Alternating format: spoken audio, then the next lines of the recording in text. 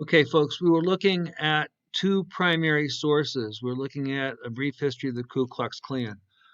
And our focus is not going to be on the secondary source. I went over that in class. It's relatively simple, and I went over it in class. We looked at what the Ku Klux Klan is and where it comes from. That's the secondary source. What I want to do is spend time on looking at the documents. And the documents we have listed right here. We have the slave narrative and a newspaper account that follows. Now, when we read, we take a look at what our issues are right here. We look at what was the original date and place of origin for each source. We want to know where it comes from. We want to know who the author is. And should we believe the author? Is it credible? Why or why not? Why do we believe it? What information is contained in these two sources is similar, cite specific quotes. We'll hold on to that part, but because both of them are talking about the Ku Klux Klan and violence that they produce, two different areas, but more importantly, two different perspectives. And that takes us to the next question. What is the author's point of view? What's their perspective? How do they see Klan violence? And finally, what claims does the author make about the Ku Klux Klan? Cite three examples for each. So as we take a look at that, we want to make sure that we are thinking about that as we're reading the source. So let's take a look at this first source. The first source comes from a collection of primary sources called the slave narratives. That in the 1930s, again, you're talking about something that was 60 years after the Reconstruction. Well, under the President Franklin Roosevelt, historians were hired to interview that last generation of those people who lived in slavery. Just like today, the last generation of Americans who fought in World War II, those people are in their 90s right now. And of course, we're not going to have those people forever. So the idea of interviewing them and keeping their ideas alive, well, that same kind of spirit animated the slave narratives. So these were professional historians who were hired to interview people who lived in slavery. And we're going to look at this right here. So again, a couple things to warn you about. As I mentioned before, the interviewer used language which was being used by the subject. It's oftentimes not considered appropriate. He also attempts to try to capture the dialect, which isn't maybe done very effectively. It may reflect racial stereotypes. So let's look at this source. Now, I want you folks to consider who is the source? What information are they providing? Oh, can we trust them?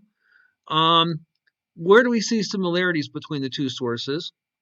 What is the author's point of view? And we want to what are a couple claims we could make about the Ku Klux Klan based on the source? Okay, so let's take a look at this source. Ben Jonson, he was born in 1852. So to give that perspective, when we're looking at Reconstruction, the 1860s, he's close to your age. He's like 13 or 14 years old when Reconstruction moves in. So he's as a young teenager at this point, and he's reporting many years later, 70 years later, as to what he saw.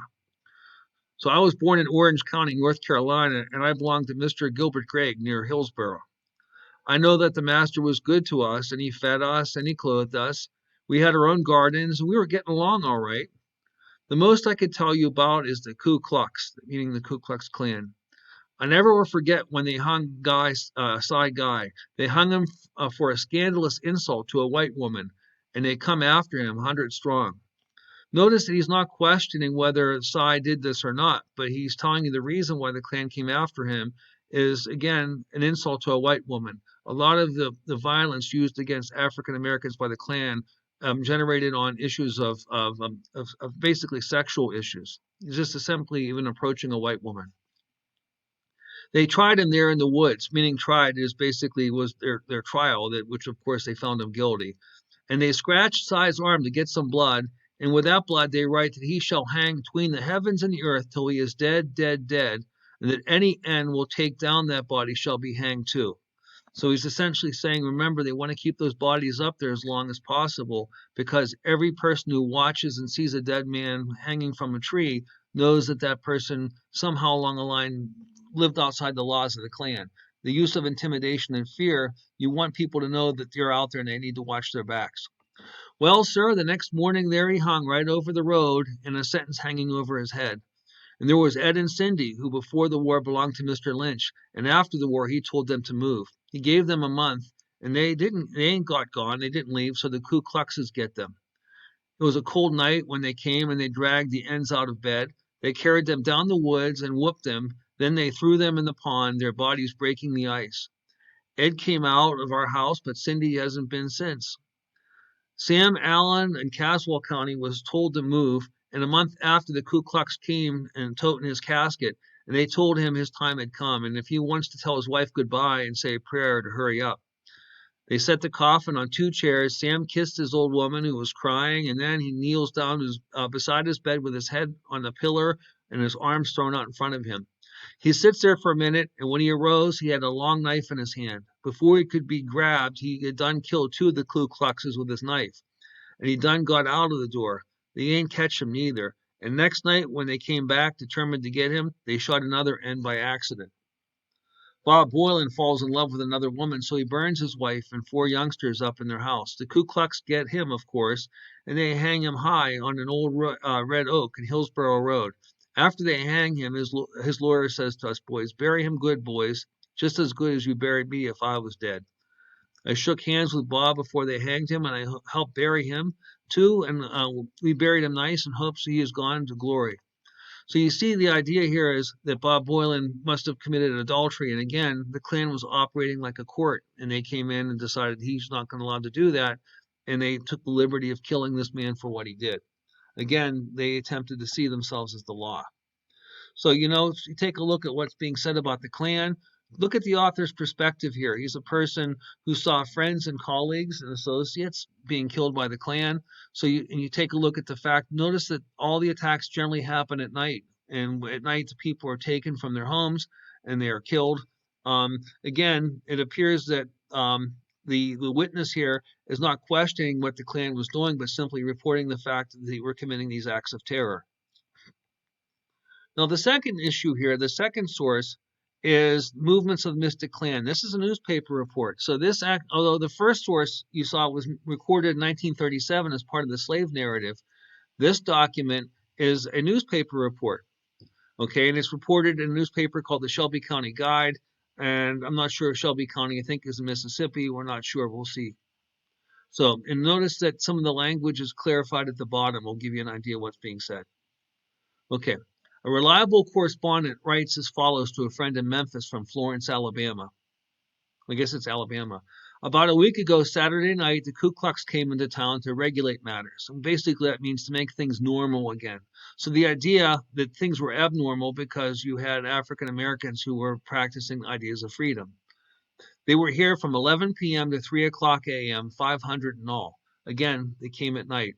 They shot one very bad Negro, putting 6 balls through his head.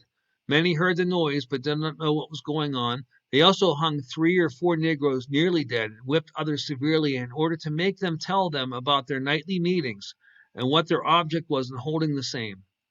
Also, who the leaders were.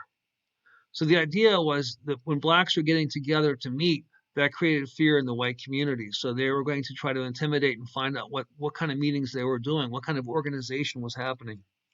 They made a clean breast of the whole matter, meaning they told the whole truth, telling everything. The strongest thing about these Ku Kluxes was they did not hesitate to unmask themselves when when asked to do so. And out of the whole party, none were identified, basically meaning that no one would cooperate in telling the police or any officials who these people were. Everyone who saw them says their horses were more beautiful than and far superior to any in the country around them. They spoke little, but always to a purpose. They went to several stores and knocked on the door, and they were opened at once. They called for rope, which at each place was rolled out to them. They cut in a suitable length to hang a man, and no one asked for money, and they offered none. So essentially, too, the community was supporting the Klan, and the Klan would not pay for the rope, nor were they asked to pay. Essentially, they were seen to be doing a public service. They cut it in suitable length to hang a man with. No one asked for money, and they offered none. They did not disturb anyone else, nor did they take anything except for a few Enfield rifles, which they found in possession of some very bad Negroes. Again, African Americans having guns would be considered to be something of suspicion. So the idea of taking a few guns from African Americans was considered to be a good thing. They called on a revenue officer or a tax collector and passed a few remarks with him. What transpired or what happened is not known, but it has made great improvement in his conversation. The visitants' advent, meaning the coming of these people, has been productive of much good and benefit to the community. So meaning when the Klan came, it really benefited the community. Though all regret such steps should have to be resorted to, everyone says, give us peace, and I really believe them to be truly sincere. So the fact here is the Klan is seen as providing for peace. So we've looked at these two sources, and as you go back at this document, we need to know where the source comes from and when it was produced. We need to know the author. Can we believe the author, what he was saying? What similarities do you see between these two documents? You want to provide similar quotes. So the idea is, like, for example, in both issues, we see acts of violence, people being killed. So you could quote, find something in each of the sources, excuse me, that show that violence is happening in this place. The author's point of view, again, consider the fact you have an African American who's talking about how people around him are being killed, and this is the perspective of the white community at the time that these violent acts of violence were taking place. So we're looking at perspective here. So what is the author's perspective? How does it impact how the author sees the violence? Because we talked about how in the second source, the violence was seen as productive, as a necessary evil. That's not what you see in the first source.